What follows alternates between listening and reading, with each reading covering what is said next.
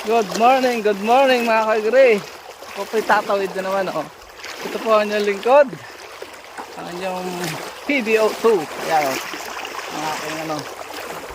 Tayo po. Balik dokumentary tayo. Ito yung ito naman buhay dahil mag-uumpisa pa lang ang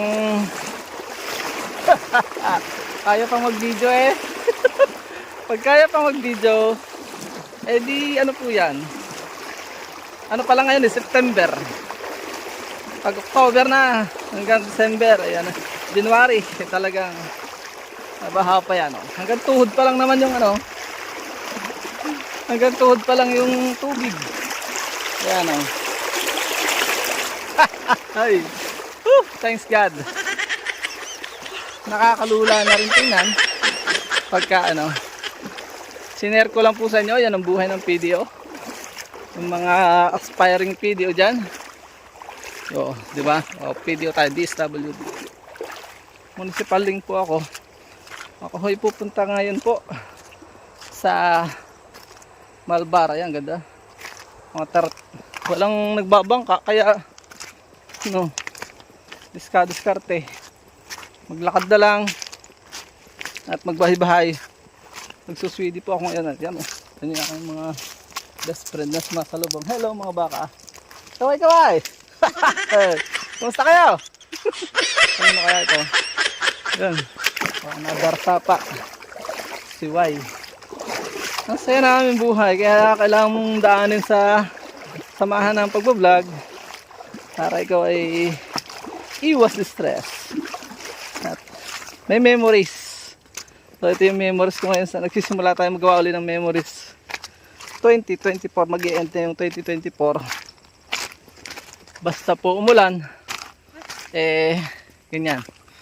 Wow, may kasalubong tayo. Pababaw pa kuya, kaya pa. Hanggang tuhod. Sige po, ingat po kayo. May katribo po tayong nakita. Ayun, si kuya. Nasaan na yun? Ang bilis niya naglako. So yun lang, update ko lang po kayo. Simula na naman ang masayang adventure. Hopefully, praying na magkutuloy na po ito at makabili naman tayo ng maganda-gandang motorsiklo at maitawid natin dito. Dito po ay exciting yung aking area sapagkat medyo may kalayuan. Pero ang babait naman ng mga tao. Ito po ay sa Malbar, Nauhan, Oriental, Mindoro. Meron pa po kung isa yung Baliti. So walang babaha doon. Dati, handle ko ang Caboro, San Andres, marami din po doong adventure. Yung mga nagpahinga tayo ng mabahabang panahon sa mga dokumentaryong gano'n rin. Pero binubuhay natin. Masayang alalahanin ano, sa aking mga anak. Kaya walang suklay-suklay, kita nyo. Para makitsura talaga ng yung mga aspiring PDO2 life. Ay napaka full of adventure naman. Well compensated din. At kanya-kanya diskarte para maging sustainable ang yung paglilingkod. Yun lang po. Paalam. Ayun. Mga aking dinaanan. Siguro mga 30 minutes pang lakad to. Bahay-bahay. 30 hanggang 45 minutes. Ito halos parang lubluban itong dadaanan ko ito pagka pakailang linggo pa. Pero ngayon ay ano pa lang naman. Putik-putik pa lang. Hanggang sa muli. Kailangan po ay bago ako magpaalam, kailangan may baong ka, may candy ka man lang para huwag ka madrain, may baong kang tubig. Pero okay, nakalimot magdala ngayon ng aking lalagyan, kaya wala po akong dalang tubig. At makikinom na lang, naging resourceful tayo pala kaibigan, huwag tayong suplada. Yun ang technique sa area. Mababait naman ang tao sa area, papamerenda, pakainin kung ano yung ihayin, at huwag maging sensitive sa mga uri ng pagkain. Yun ang sikreto lang.